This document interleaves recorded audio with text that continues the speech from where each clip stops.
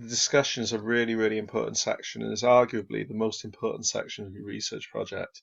This is because all of the merit and distinction criteria which you can achieve for biomechanics is available purely in the discussion alone. So a discussion is you explaining on from your results, saying why you thought you found those results. Now, I've written a lot of questions and examples in here, and you literally would all you have to do is follow through them, and make sure you keep linking to the charts above and link into either your literature review or other journal articles or textbooks or coaching manuals, and you will get a distinction. So first of all, so a brief bit on what did the results show. So literally, what did they show? Did they perform better in the first game or the second game? Did people work harder in the one game to the other? Were there more rule breaks in one to the other?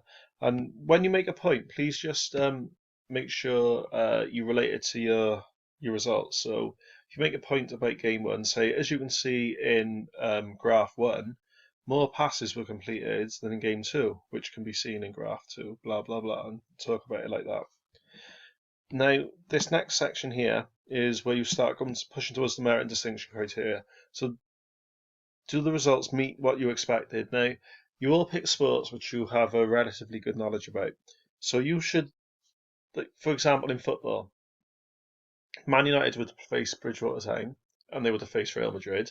You would expect Man United to have more passes and more shots against Bridgewater Town against Real Madrid. You just know that naturally.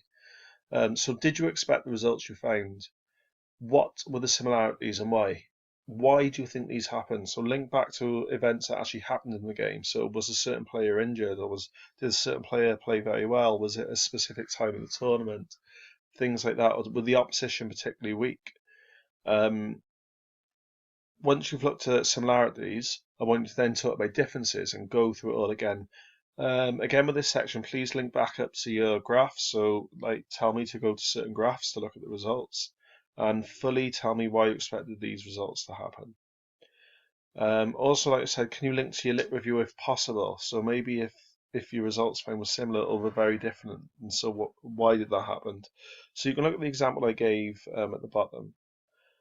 When I say at the bottom, sorry, I just mean by here. You can get the distinction here by analysing why you thought the results happened as well. So really go into a lot of detail here. There's two exemplar assignments, two very good assignments on Blackboard, both which achieved the distinction grade last year. So in terms of your depth and things like that, just have a little look at the exemplar assignments just to see if you're going into similar depth as they were. So right, this is the last bit here. Now, this bit here really goes on towards M3 and D2 of biomechanics.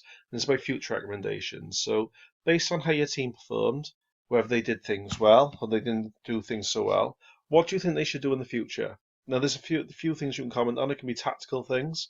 So, should they play a certain pass or a certain shot more often, or should they play a different formation? However, it could also be in terms of component of fitness. So, if you look at your work rate data, and within game one, the game where they tried harder, they won, and in game two, if they didn't try so hard, they don't win. You can look in terms of fitness and things and future recommendations. Now, what's really key here to get the distinction descriptor says justify. And if you go into the unit specification, which you can find on Blackboard, as soon as you hit research project, the unit spec is right there above the assessment numbers. Click on that and you can see how I'm supposed to mark this. Sorry, not that you need to go to biomechanics, sorry, not research projects, there's a biomechanics criteria. It says the students need to find evidence. So to justify, you need to find evidence. Now that can be found in a journal article or a coaching manual. So if you make a point of, for example, if a power shot was created more in football, then Manchester United would be more likely to score. Then, if you find in a journal article, and a journal article has shown that, say, with 50% of power shots, goals are scored, or you're more likely to score with a power shot, then that is proving the point you just made. Alternatively, you go to a coaching manual where it says a power shot is the most difficult shot for a goalkeeper to save as they have less time to react, blah, blah, blah. Both of those are suitable in terms of justifying your future recommendation. May as well go down and do the conclusion at the same time. Conclusion's really easy. It's just really, really brief.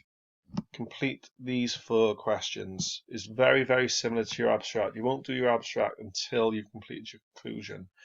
What did you find out? So link to the results. What was the aim? So link to the introduction. Did you achieve your aims? Link to your results. What were the results? Were they significant? Include the mean in the t-test. Here's an example of how you could actually finish a conclusion. So you can see I've only done 5.5 lines there. You don't need to do any more than that.